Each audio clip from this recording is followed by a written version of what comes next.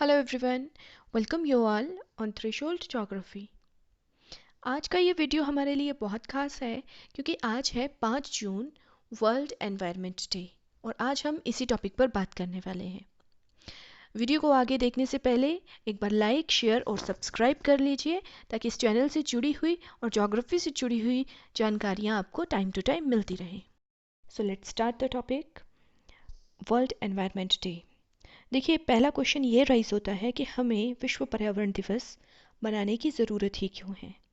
तो आज के टाइम पे हम लोग बहुत सारी एनवायरनमेंट रिलेटेड प्रॉब्लम्स जो है वो फेस कर रहे हैं, like as air pollution, water pollution, land pollution, and जो नया प्रॉब्लम एक निकल के सामने आता है वो है ई गार्बेज।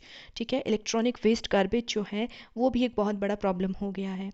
तो इन सब को ध्यान में रखते हुए ये बहुत ज़रूरी हो गया था कि विश्व के सभी देश कंबाइंड रूप से इन पर्यावरण संबंधी समस्याओं के लिए कुछ सोचें, इन पे विचार करें और इनसे निपटने के कारगर उपाय जो हैं वो करें। इन सभी को ध्यान में रखते हुए पहली बार 5 जून 1972 में स्वीडन की राजधानी स्टॉकहोम में एक सम्मेलन का आयोजन किया गया, जिसे स्टॉकहोम सम्मेलन का नाम दिया जाता है।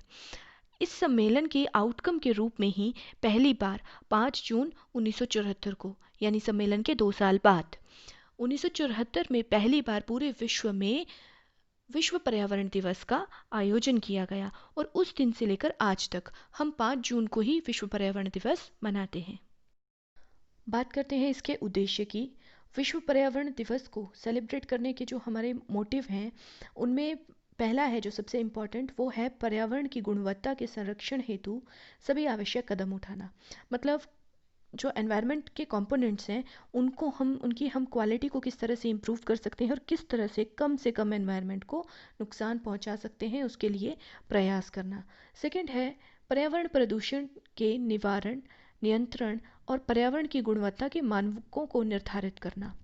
जो आपका जैसे एयर क्वालिटी इंडेक्स वगैरह हर साल जारी किए जाते हैं, ठीक है, तो ये सब क्या है, ये मानक निर्धारित करना ताकि तय सीमा से ज़्यादा प्रदूषण ना हो सके। थर्ड है पर्यावरण सुरक्षा से संबंधित जो अधिनियम लाए जाते हैं और गवर्नमेंट जो पॉलिसीज़ बनाती हैं, उन पॉलिसीज़ की इम्प्लीमेंटेशन जो है वो प्रॉपर तरीके से की जानी चाहिए ताकि हम पर्यावरण की गुणवत्ता को बढ़ा सकें। बात करते हैं भारत सरकार के प्रयासों की।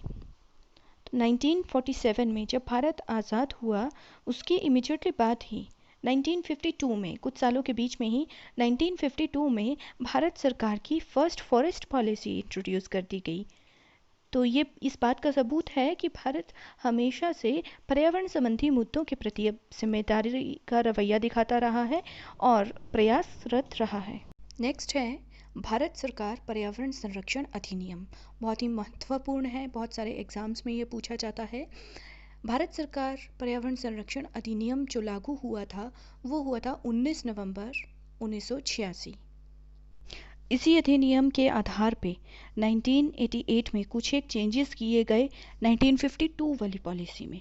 देखिए, जो हमारी जो फर्स्ट फॉरेस्ट पॉलिसी है उसमें चेंज करके किसके अकॉर्डिंग चेंज किए, 86 के अकॉर्डिंग चेंज किए और 88 में इसे रीलॉन्च किया गया, और तब से हमारी जो राष्ट्रीय वन नीति है वो 1988 वाली ही फॉलो की जा रही है।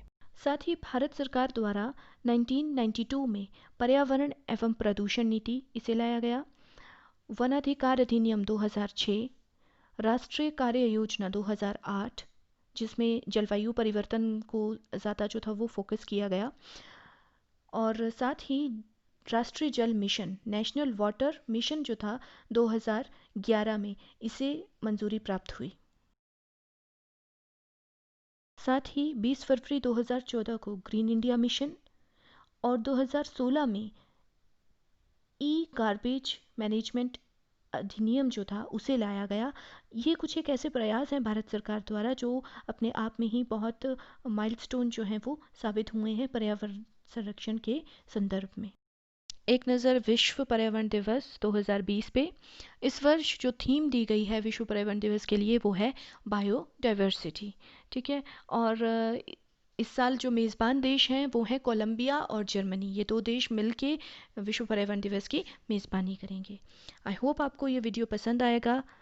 अगर आपको पसंद आया है तो प्लीज़ लाइक, शेयर और सब्सक्राइब ज़रूर कीजिए।